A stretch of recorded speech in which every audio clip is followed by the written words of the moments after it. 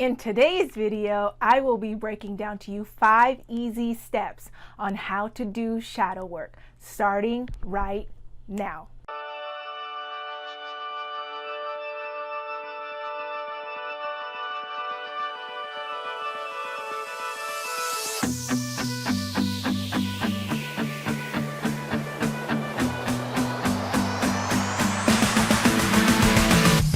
Aloha, beautiful soul. Welcome back to my channel. My name is Rayanne Chi with RayanneChi.com. Before I get into the 5 steps, be sure to stay until the end of this video. And if you want more videos on spiritual life hacking, decoding your reality, awakening to higher consciousness, manifesting magic, and so much more, click that subscribe button.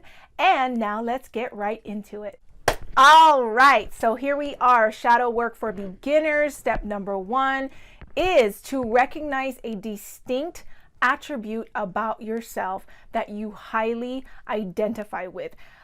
Identify at least 3 to 5. This way it will make it easier for you. Many times the extreme opposite, and this can be positive or negative, is in the unconscious. And what is the opposite of it is presenting itself in the conscious ego.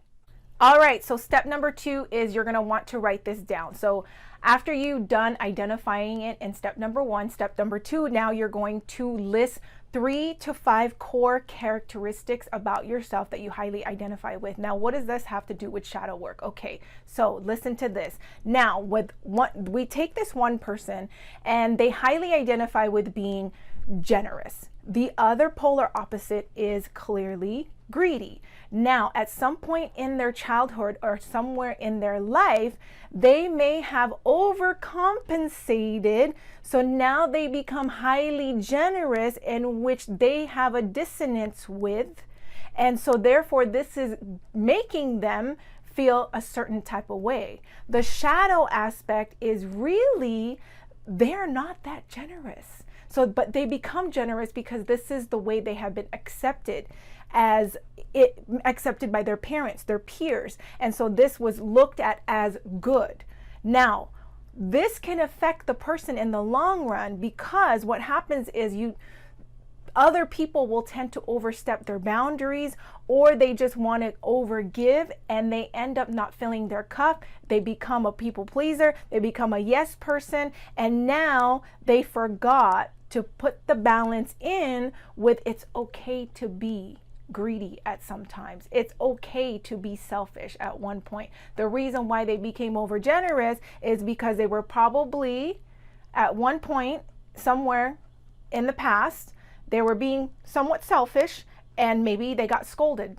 And so they decided to suppress it, repress it, deny it, and even disown it. So identifying 3 core characteristics that is part of you that you identify with is a good step into doing shadow work. All right, so step number 3, after you've done 1 and 2, now you're going to think about how you could start developing the opposite attribute that you just uncovered.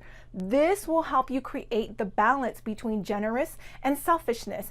And so this balance is really the key to life, right? Because we swing the pendulum too far to the right, to the right, and too far to the left. This will create some type of extreme. And so having that balance, and also this will help you learn to have the acceptance for the attribute that you uncovered, that you have hid for such a long time, overcompensating it with a different characteristic, attribute, aspect. So that is step number 3. Now let's get on to step number 4. Okay, so here we are. Step number 4 is remember a time when you felt extremely angry, hurt, or sad toward a person and you didn't say anything about it. So a lot of the times holding back our negative emotions can help us identify important clues about our shadow aspect. So for example, you may have been taught as a child to just shut up and be quiet, and you weren't able to express yourself. So now this has led you to your current moment of always running away from things and not being able to confront the situation. So ask yourself, how are you able to have healthy confrontations? Because that will give you a clue on what shadow aspect You are disowning, denying, suppressing, repressing. Like this video if you're getting value so far. Also, question of the day is, when did you hear about shadow work? Leave them in the comments down below. Mine, I didn't even know I was doing it. It was for so many years. Up until 5 years ago, I heard, oh, shadow work. Let me see what that's about. Oh my goodness, I've been doing it for so long now. So leave your answer in the comment section down below. And now let's get right into step number 5. Okay, step number 5 is look back into a time when you found yourself blaming a person or others for a negative experience that happens in your life.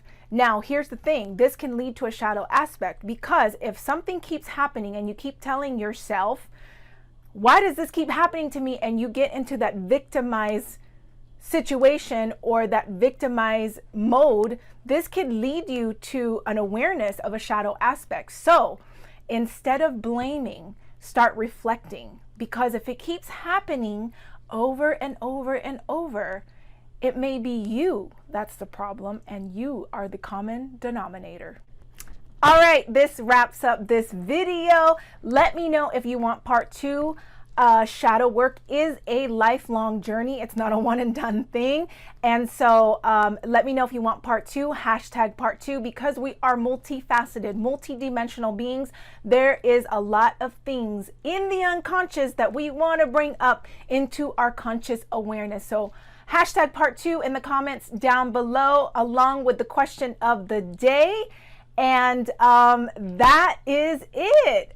I hope you enjoyed this video. Again, if you like more videos on spiritual life hacks, decoding your reality, awakening to higher consciousness, manifesting, magic, and so much more, click that subscribe button and also like and share this video. I love you. I appreciate you. Mahalo and aloha.